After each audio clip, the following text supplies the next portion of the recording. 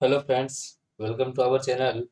दोस्तों, आज अपन बात करने वाले हैं निःशुल्क और जो अनिवार्य शिक्षा अधिनियम 2009 है, कहने का मतलब जो आपका आरटी एक्ट 2009 है, उससे संबंधित 20 ऐसे क्वेश्चंस जो बार बार रिपीट होते हैं। कहने का मतलब इस वाले वीडियो में अपन उन्हीं क्वेश्चनों का डिस्कस करेंगे जो कि बार बार आपके क्वेश्चन रिपीट हो रहे हैं, जो कि आपके REET, C TET, M P TET या किसी भी राज्य का जो आपका शिक्षक जो भर्ती परीक्षा है उससे संबंधित जो भी क्वेश्चन पूछे पूछे गए हैं आरटीए से संबंधित, उन सभी का डिस्कस अपन इस वाले वीडियो में करने वाले हैं। अगर इससे पहले अगर आप चैनल पर नए हैं तो इसको सब्सक्राइब कर लेंगे, साथ में बेल आइकन के चिन्ह को भी प्रेस कर लेंगे ताकि ऐसे ही वीडियोस की नोटिफिकेशन आपको समय पर प्राप्त होती रहे। क्योंकि आपको पता है कि आपके जैसे रीट एग्जाम हो गया, उसमें तो आपका जो आपका आरटी एक्ट है वो अलग से टॉपिक बना के डाला है, तो इसका 2 से 3 क्वेश्चन आपको एग्जाम में देखने को मिलेंगे। तो देखिएगा, अपन स्टार्ट करते हैं। आज का अपना जो पहला क्वेश्चन है कि आरटी एक्ट 2009 बालकों का मुफ्त एवं अनिवार्य शिक्षा का अधिकार 2009 देश में कब लागू हुआ था? तो ऑप्शन है आपके 1 अप्रैल 2009, 1 अप्रैल 2010, 1 सितंबर 2009 या 1 सितंबर 2010। देखिएगा कि आपका जो आरटी एक्ट 2009 है वो आपका 1 अप्रैल 2010 को लागू हुआ था। आपका जो आरटी एक्ट है वो कब लागू हुआ था? 1 अप्रैल 2010 करके आप इसको याद रखेंगे कि आरटी जो एक्ट था वो आपका 1 अप्रैल 2010 को देश में लागू हुआ था। काफी इंपॉर्टेंट क्वेश्चन है, बार बार पूछा गया क्वेश्चन है। आगे देखिएगा इसकी डेट को, देखो यहाँ 2009 देख के आपको कंफ्यूज नहीं होना है, बच्चे मैक्सिमम इसको टिक करते हैं। लेकिन ऑप्शन नंबर है वो 20 क्वेश्चन का आपका करेक्ट आंसर होने वाला है। आगे देखिएगा कि बच्चों के लिए निःशुल्क और अनिवार्य शिक्षा का अधिकार अधिनियम के लिए लागू होता है। कहने का मतलब जो आपको इसमें आयु सीमा दे रखी है कि कौन सी आयु सीमा के लिए आपका जो आरटी एक्ट 2009 है, आरटी एक्ट जो 2009 है वो लागू होता है। राइट टू एजुकेशन देखिएगा कि 6 से 14 वर्ष, 7 से 13 वर्ष, 5 से 11 वर्ष या 6 से 10 वर्ष। तो ऑप्शन नंबर जो आपका ए है, ऑप्शन नंबर ए, 6 से 14 वर्ष के बालकों के लिए, 6 से 14 वर्ष के जो बालक बालिकाएं हैं उनके लिए आपका जो आरटी एक्ट है वो लागू होता है। इनके लिए आपका जो आरटी एक्ट 2009 है वो आपका लागू होता है। तो ऑप्शन नंबर ए इस क्वेश्चन का आपका करेक्ट आंसर होने वाला है। अगले क्वेश्चन पर अपन चलते हैं। देखिएगा कि राजस्थान में आरटी एक्ट 2009 को कब लागू किया गया? राजस्थान में जो आपका आरटी एक्ट 2009 है उसको कब लागू किया गया? राजस्थान के संदर्भ में अपन बात करते हैं क्योंकि रीट में इससे संबंधित 2 से 3 क्वेश्चन पूछे जाएंगे। तो ऑप्शन नंबर जो बी है आपका 29 मार्च 2011, 29 मार्च 2011 को आरटी एक्ट को राजस्थान में लागू किया गया था। कि 29 जो मार्च है, 29 मार्च 2011, इसको आपका जो आपका आरटी एक्ट 2009 है इसको आपको राजस्थान में लागू किया गया था। कहाँ? राजस्थान में लागू किया गया था। अगले क्वेश्चन पर अपन चलते हैं। देखिएगा कि आरटी एक्ट की धारा 16, आरटी एक्ट की जो धारा 16 है वो क्या अधिकार प्रदान करती है? आपको पता है कि जो आपका आरटी एक्ट है उसमें आपकी जैसे 7 अध्याय और जो आपकी 38 धाराएं हैं उसमें से बोला गया है कि जो इसकी धारा संख्या 16 है वो क्या अधिकार प्रदान करती है? तो ऑप्शन है कक्षा 1 से 8 तक के विद्यार्थियों को अनुत्तीर्ण नहीं किया जा सकता। ऑप्शन नंबर बी है कक्षा 1 से 8 तक के विद्यार्थियों को अनुत्तीर्ण किया जा सकता है। ऑप्शन सी यह सरकार पर डिपेंड करता है। ऑप्शन डी इनमें से कोई नहीं। तो मैं आपको बता दूं कि कक्षा 1 से जो 8 तक के विद्यार्थी हैं उनको अनुत्तीर्ण और उत्तीर्ण दोनों किया जा सकता है।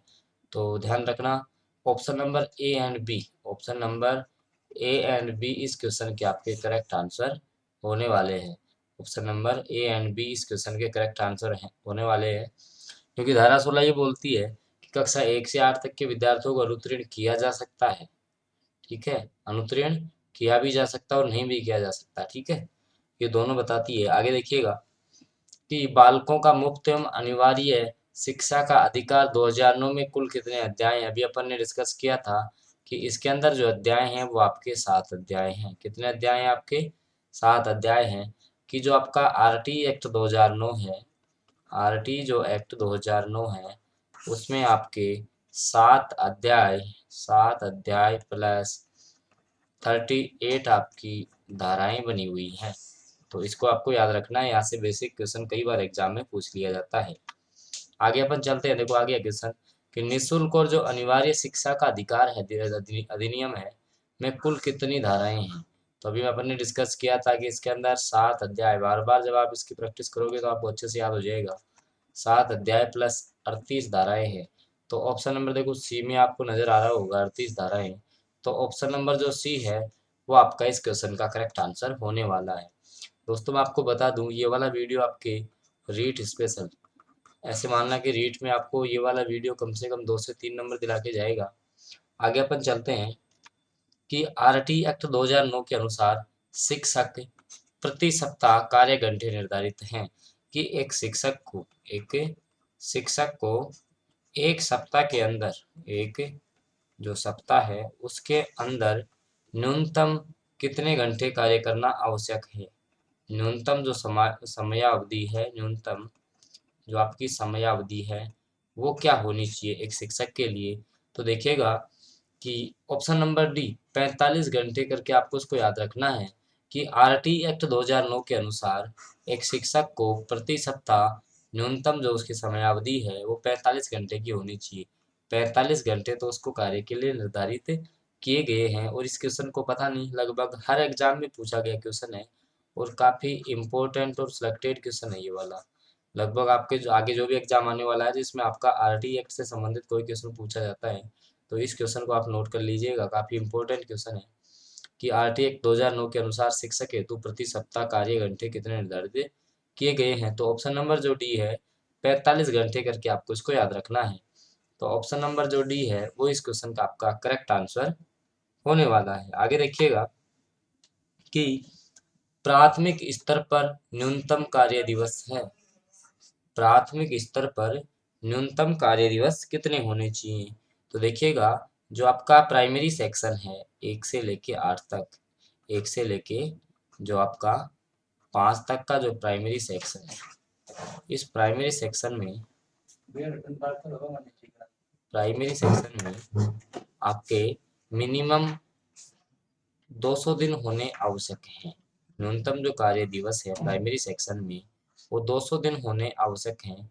तो ऑप्शन नंबर ए है वो इस क्वेश्चन का करेक्ट आंसर होने वाला है। आगे देखिएगा कि उच्च प्राथमिक स्तर पर, उच्च प्राथमिक स्तर का मतलब 6 से 8, एक क्लास है 6 से 8।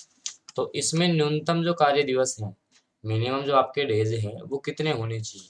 तो देखो अपन ने बात की थी अभी प्राथमिक स्तर की, किसकी बात की थी, प्राथमिक स्तर की अपन बात करें तो उसमें जो कार्य दिवसों की संख्या है वो न्यूनतम 200 होनी चाहिए। जबकि जो आपका उच्च प्राथमिक स्तर है उसमें आपके कार्य दिवसों की संख्या 220 होनी चाहिए। तो ऑप्शन नंबर जो सी है वो इस क्वेश्चन का आपका करेक्ट आंसर होने वाला है। कि वापस रिपीट करता हूँ मैं कि आपका जो प्राथमिक स्तर है वहाँ 200 कार्य दिवस होने चाहिए, जबकि आपका जो उच्च प्राथमिक स्तर है वहाँ कार्य दिवस आपके कितने होने चाहिए, 220 होने चाहिए। अगले क्वेश्चन पर अपन चलते हैं। देखिएगा कि आरटी एक्ट 2009 के अंतर्गत किसी भी अध्यापक को निम्न में से किस कार्य के लिए नहीं लगाया जा सकता। कि आपका जो आरटी एक्ट है, आरटी जो आपका एक्ट 2009 है वो क्या बताता है कि अध्यापक को कौन से कार्य के लिए नहीं लगाया जा सकता। ऑप्शन है आपके, ऑप्शन नंबर जो ए है आपका कि 10 वर्ष के बाद होने वाली जनगणना में, ऑप्शन बी है आपदा राहत कार्यों में, ऑप्शन सी है चुनाव संबंधी कार्यों में, ऑप्शन डी है प्लस पोलियो कार्यक्रम में। तो देखिएगा कि किसी भी सरकारी जो अध्यापक है उसको आपके जनगणना के कार्य में और आपदा राहत कार्य एवं चुनाव संबंधी जो कार्य है इनमें उनकी ड्यूटी लगाई जा सकती है। लेकिन प्लस पोलियो कार्यक्रम में किसी भी अध्यापक की ड्यूटी नहीं लगाई जा सकती। तो ऑप्शन नंबर जो डी है वो इस क्वेश्चन का आपका करेक्ट आंसर होने वाला है कि आरटी एक्ट की जो है आपका जो भी कोई अध्यापक है उसको किसी भी प्लस पोलियो कार्यक्रम में बाधित आप नहीं लगा सकते। इसका प्रावधान आरटी एक्ट में किया गया है। आगे देखिएगा कि बालक को तुरंत टीसी प्रदान की जाएगी, बालक को तुरंत टीसी प्रदान की जाएगी किस धारा के तहत? कौन सी धारा, आपके आरटी एक्ट की कौन सी धारा ये बताती है कि बालक को तुरंत प्रभाव से उसकी टीसी दे दी जानी चाहिए?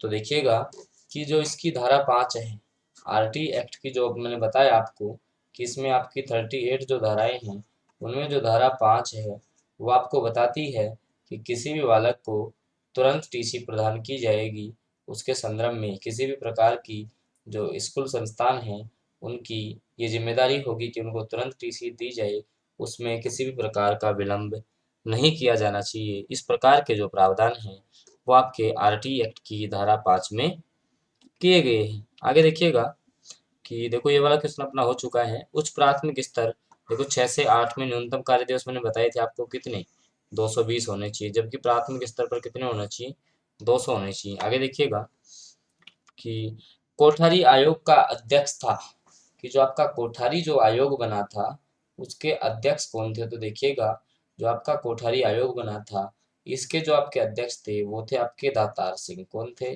दातार सिंह करके आप इसको याद रखेंगे। ऑप्शन नंबर जो बी है वो इस क्वेश्चन का आपका करेक्ट आंसर होने वाला है कि आपका जो कोठारी आयोग है उसके अध्यक्ष आपके दातार सिंह थे। अगले क्वेश्चन पर अपन चलते हैं। देखिएगा कि शिक्षक द्वारा प्राइवेट ट्यूशन पर रोक का प्रावधान है। काफ़ी अच्छा क्वेश्चन है कि कोई भी आपका सरकारी अध्यापक प्राइवेट ट्यूशन नहीं पढ़ा सकता। कोई भी आपका सरकारी अध्यापक प्राइवेट ट्यूशन नहीं पढ़ा सकता। तो इसका प्रावधान आपके कौन सी धारा के अंदर किया गया है? तो धारा आपकी जो 28 है, आरटी जो एक्ट है उसकी धारा, आरटी जो आपका एक्ट है, आरटी एक्ट 2009, उसकी जो आपकी धारा 28 है उसमें ये प्रावधान किया गया है कि कोई भी सरकारी शिक्षक प्राइवेट ट्यूशन नहीं पढ़ा सकता। कहने का मतलब कि धारा 28 में आपका प्राइवेट ट्यूशंस पर रोक को दर्शाती है। आगे देखिएगा कि 11वां मूल कर्तव्य जोड़ा गया कि माता पिता या अभिभावकों का यह कर्तव्य निर्धारित किया गया है कि वे 6 से 14 वर्ष तक की उम्र के बच्चों को शिक्षा का अवसर प्रदान करेंगे। कि प्रत्येक माता पिता का या अभिभावक का कर्तव्य होगा कि अपने जो 6 से 14 वर्ष के जो बच्चे हैं उनको निःशुल्क और अनिवार्य शिक्षा का प्रावधान है। निःशुल्क प्लस अनिवार्य शिक्षा का प्रावधान है। तो ये उनके माता पिता की खुद की स्वयं की जिम्मेदारी बनती है कि आपके जो 6 से 14 वर्ष के जो बालक बालिकाएं हैं उनको शिक्षा का अवसर प्रदान करेंगे। तो ये जो आपका है वो आपका अनुच्छेद नंबर जो 51 क है, 51 क में बताया गया है। क्योंकि आपको पता है कि आपके जो संविधान में जो मूल कर्तव्य थे, संविधान में मूल कर्तव्य थे वो आपके 10 कर्तव्य जोड़े गए थे जो कि आपके रूस के संविधान से लिए गए थे और इनको 51 क में जोड़ा गया है। तो देखिएगा इनमें जो आपका 11वां जोड़ा गया था वो था आपका निःशुल्क और अनिवार्य शिक्षा। कौन सा था? निःशुल्क और अनिवार्य शिक्षा। तो ऑप्शन नंबर बी अनुच्छेद 51 के इस क्वेश्चन का आपका करेक्ट आंसर होने वाला है। तो दोस्तों ये थे, आज से अपन ने लगभग 20 प्लस क्वेश्चन का डिस्कस किया है जो आपका आरटी एक्ट है। अब इससे संबंधित आपके एग्जाम में लगभग 2 से 3 क्वेश्चन पूछे जाएंगे।